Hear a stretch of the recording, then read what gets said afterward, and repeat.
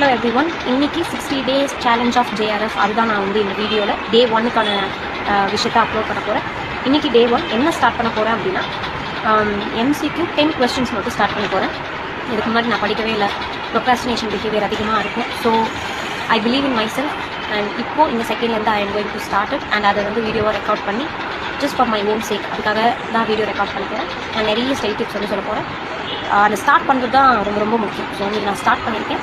Let's see how much I can go and 60 days JRF mission, let's see. And இன்னைக்கு will go with 10 questions, paper 1 paper 2. அதில் எவ்வளோ mark வருது அப்படின்னு நான் வீடியோட எண்டில் வந்து உங்களுக்கு காட்டுறேன்.